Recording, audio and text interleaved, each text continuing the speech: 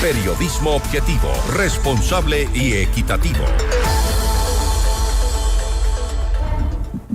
Vamos más adelante a conocer también el detalle del resto de las condenas aplicadas a cada uno de los 20 de los 21 procesados en el caso Metástasis. Como habíamos dado lectura, hemos conocido ya la pena dictada, la sentencia para Javier Novillo, alias Novi o alias Novita, de 10 años de prisión como autor directo. Esto en el caso Metástasis. Más adelante les comentamos cuál es la sentencia que dicta el tribunal para el resto de los procesados. Pero antes vamos a hablar sobre economía. La crisis energética que enfrenta el país no solo se refiere al déficit de generación eléctrica, sino a la caída de la producción petrolera, que en septiembre de este año se situó en 469,000 barriles diarios.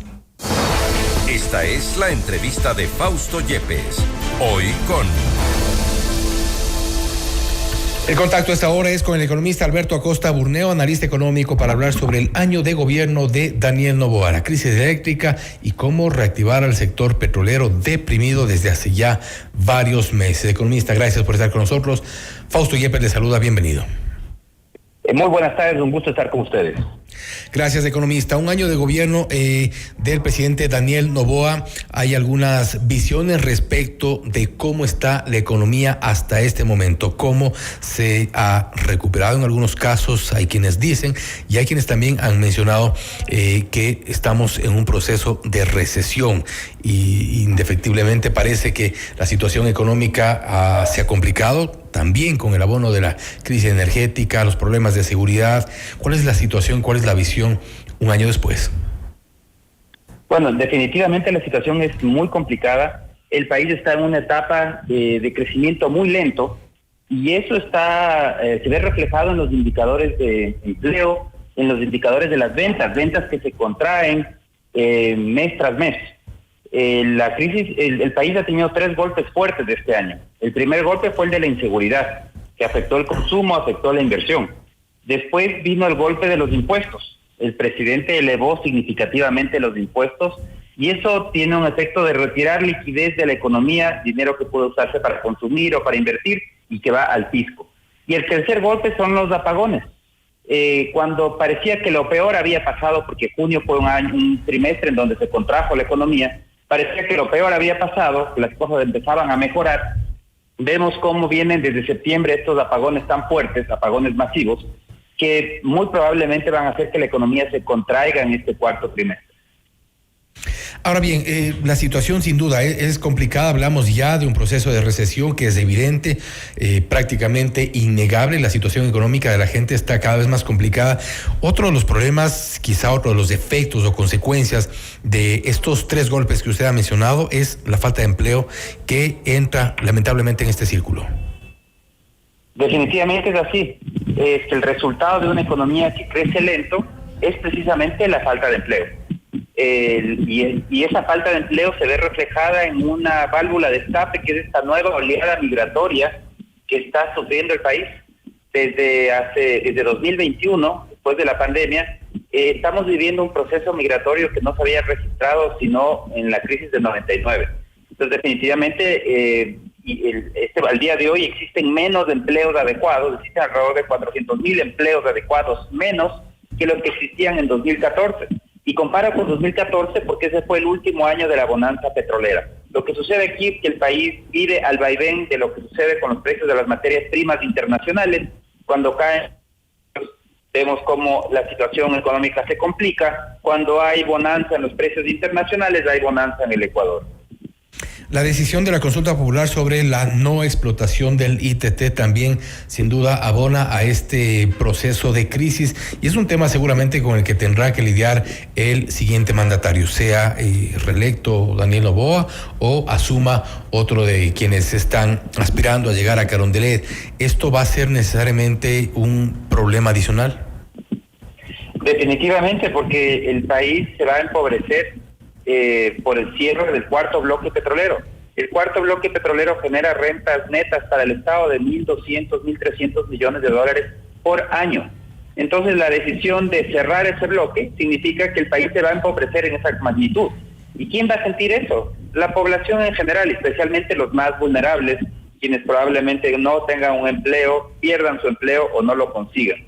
Por eso es tan urgente a darle la vuelta al sector petrolero. El petróleo está en el Ecuador en caída libre. Desde 2014 la producción petrolera ha caído en 100.000 barriles por día. Se sitúa apenas en 469.000 barriles diarios en este momento. Es una caída drástica y la causa de esta caída drástica es este modelo estatizante. Se consolidaron monopolios estatales en los sectores estratégicos de la Constitución de 2008 y vemos lo que pasó. En 2007 la producción privada representaba el 51% del total. Ha disminuido a apenas 21% del total. Y el problema es que cada vez hay menos inversión en petróleo y esa es la consecuencia, es que la producción petrolera sigue cayendo y eso es lo que se tiene que cambiar. Es urgente que el gobierno, este y el siguiente, el que llegue a Carondelet, reviva al sector petrolero, entendiendo que lo fundamental para evitar este declive es cambiar las políticas, abandonar esa estrategia estatista que se aplicó durante tantos años y que no ha funcionado porque el resultado, estamos viéndolo a la vista, una caída dramática en la producción petrolera. Ahora bien, economista, y a propósito del año de gobierno, el gobierno, los ecuatorianos en general, todos quienes seguimos lo que ocurre en nuestro país, sabíamos hace más de un año que había apagones, que había el riesgo de estiaje, que estos apagones se venían. También sabíamos que era imposible, ya después con la decisión en consulta popular, seguir sacando petróleo del ITT, por ejemplo. Sabíamos que había los problemas de inseguridad sobre los cuales había que incrementar la inversión. Con todo esto, ¿qué debió hacer el gobierno? ¿Qué debieron hacer las autoridades que no han hecho hasta ahora? Bueno, yo creo que el primer error del gobierno ha sido el apuntar a una estrategia fiscalista de corregir las cuentas fiscales. Es positivo corregir las cuentas fiscales, hay que hacerlo, pero hay maneras distintas de hacerlo. Y el gobierno apostó por subir impuestos, por pasarle la cuenta a los ciudadanos para seguir gastando. Eso tiene un costo recesivo enorme. Eso implica menos actividad económica porque hay menos dinero para consumir, menos dinero para invertir. Entonces, hay un primer error, esa estrategia de ajuste no es la adecuada. El segundo error viene por el lado de no darle la importancia que debe la inversión en sectores como el petróleo o la minería, donde se requieren, y en el sector eléctrico. Son sectores que lamentablemente están dentro del grupo de sectores estratégicos, es decir, monopolios estatales, que como resultado tienen insuficiente inversión y pagamos las consecuencias los ciudadanos. No hay suficientes rentas petroleras, el petróleo podría ser una fuente de muchísima riqueza en el país, pero lo mantenemos limitado porque se concentró todo en un monopolio estatal. Lo mismo sucede en electricidad, ni qué decir, no tenemos ni siquiera electricidad, y el sector minero está recién despuntando, pero pudo haber salido a la luz mucho antes si es que no hubiese estado incluido dentro de este conjunto de sectores más llamados estratégicos, que lo único que garantiza es que no va a haber inversión en esos sectores, que no vamos a poder aprovechar los ecuatorianos de esa riqueza. Entonces, ese también otro de los errores que veo del gobierno es no darle la importancia a ese cambio institucional, a abrir la puerta a la inversión de manera real, de manera definitiva, y eso requiere de cambios profundos, no leyes cosméticas, no la ley nomás de apagones 1.0 ni 2.0, que son reformas cosméticas. Eso no va a abrir la inversión de manera definitiva. Se necesita cambios mucho más profundos, estructurales, que el gobierno ni siquiera ha intentado hacer.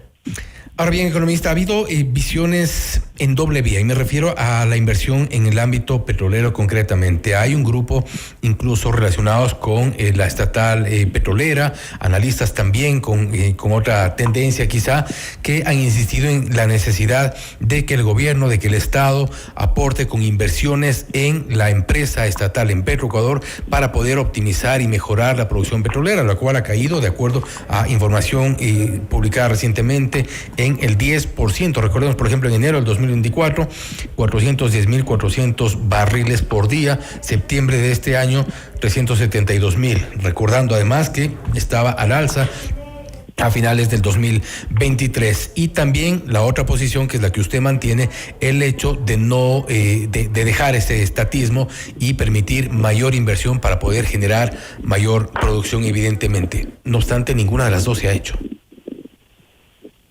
Bueno, aquí es muy lindo decir sí que el gobierno invierta más. Por supuesto, yo también digo lo mismo, que el gobierno invierta más, pero no pasa de un decir, porque la realidad es que el gobierno no tiene los recursos. Entonces, no es una solución. ¿Cómo vamos a ver? ¿De dónde va a salir el dinero si no existe ese dinero? ¿Por qué no se ha invertido? Porque no existe ese dinero. Además, hay problemas adicionales en Petroecuador. Petroecuador, primero, que no tiene los recursos. Segundo, tiene acceso limitado a tecnología de punta. No es una empresa petrolera de escala mundial, de clase mundial. No lo es, por más que querramos pensarlo, no tiene tecnología de punta. Y además adolece de una falta de transparencia pavorosa. No tiene ni siquiera balances auditados. Desde 2019, como parte de las exigencias del acuerdo con el Fondo Monetario, está el que se auditen los balances de Petroecuador.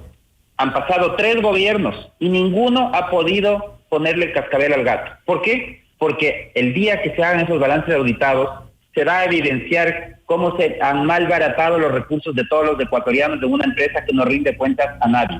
Entonces, en este momento, decir que la solución es que inviertan más. Sí, la solución es que el Ecuador sea un país rico, la solución es que tengamos muchos ingresos, la solución es que vivamos como en países desarrollados. Es decir, no es plantear una solución, tenemos que plantear soluciones reales. Y la realidad es que para en materia petrolera, la única salida real que tenemos es abrir la puerta a la inversión privada. Necesitamos abrir definitivamente, seguir el ejemplo de países tan nacionalistas como México, que han abierto la puerta a la inversión privada. O seguir el ejemplo, no nos vayamos tan lejos. El ejemplo de Colombia. Colombia es un país que tiene la 4ª parte de las reservas petroleras del Ecuador y produce 63% más. ¿Cómo lo hizo? No fue por casualidad, fue por un marco regulatorio, un marco legal que fomenta la inversión extranjera, con políticas fiscales atractivas, con procesos de licitación claros. Es decir, en Colombia no dijeron todo tiene que ser estatal, que todo haga la empresa pública estatal. No, ellos abrieron la puerta a los capitales. Y otros países de la región han hecho lo mismo. Perú, Brasil, Guyana, todos apuestan por la inversión privada en hidrocarburos y tienen mucho mejores resultados. Ecuador, que apostó por el estatismo en los sectores estratégicos, tiene una producción petrolera en declive, caída libre, otro sector estratégico en electricidad, apagones masivos. Es decir, apostamos por la estrategia equivocada, porque hasta los mismos comunistas chinos entendieron la importancia de la inversión privada. Ellos entendieron que, cuando decía un líder comunista que todos van a ubicar, Deng Xiaoping, que decía, no importa si el gato es blanco o es negro, lo importante es que cace ratones.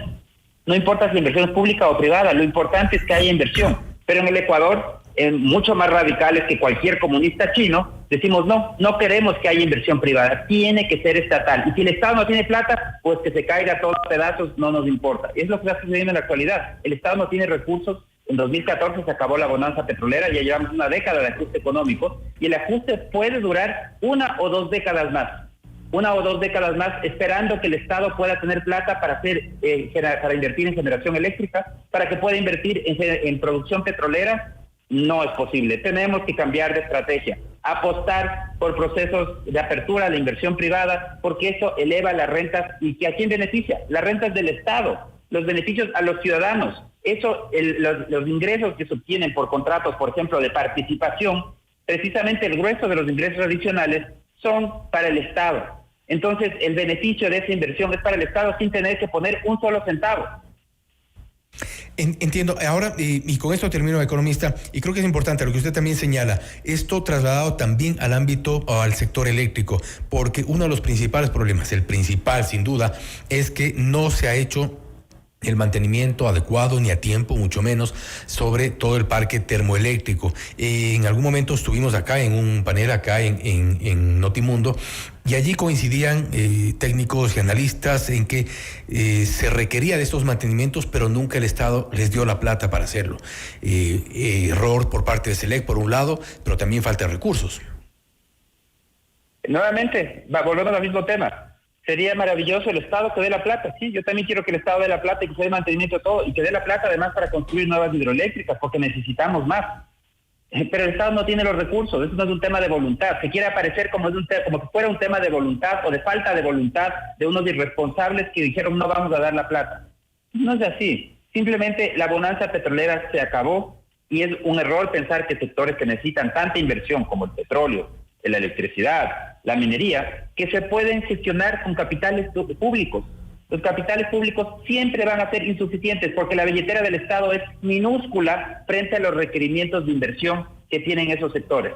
Entonces es una aberración realmente ideológica lo que se hizo en el Ecuador, de cerrar la puerta a la inversión privada, cuando lo que se debe haber hecho es abrir la puerta a todas las inversiones. La inversión pública, bienvenida, todo lo que se pueda. La privada también, la mixta también. El país lo que necesita para seguir adelante es inversión. Ese es el cambio que se tiene que dar y que implica además un cambio regulatorio, un cambio en las leyes, para abrirnos de manera definitiva a la inversión privada como única vía para sacar adelante sectores tan importantes como el sector petrolero, que puede generar rentas gigantescas para el Estado, para el país, para los ciudadanos, o el sector eléctrico, que debe generar al menos la electricidad que necesitamos para evitar apagones masivos, porque el problema eléctrico es un problema de falta de inversión. ¿Y por qué no se ha dado esa inversión? Porque nuevamente, sector estratégico, monopolio estatal, el único que puede invertir es el Estado, por excepción se tolera al sector privado. El resultado es que cuando el Estado se queda sin plata, deja de invertir. Y el Estado ecuatoriano se quedó en 2014 sin plata, porque se cayó el precio del petróleo. 2014 se acabó la bonanza petrolera. Y tendremos que esperar una nueva bonanza, no sé si petrolera o minera, de aquí en 10 años, en 20 años, no sabemos cuándo va a suceder. Mientras tanto, seguimos viviendo esta situación de apagones masivos y caída libre en producción petrolera. La situación energética en los sectores estratégicos, principalmente en crisis, lamentable, pero es a lo que nos enfrentamos los ecuatorianos. Economista, nuevamente, gracias por haber estado con nosotros. Muchísimas gracias, siempre es un gusto. Gracias también al economista Alberto Acosta Burneo, analista económico, hablando sobre el año de gobierno de Daniel Noboa, la crisis eléctrica y cómo reactivar el sector petrolero. Acosta identifica al menos 3 golpes durante este año: el tema de la inseguridad, el incremento de los impuestos, además de los apagones. La consecuencia también en el sector del empleo, la falta de trabajo para los ecuatorianos. Esto es Notimundo Estelar, siempre bien informados. Inmediato.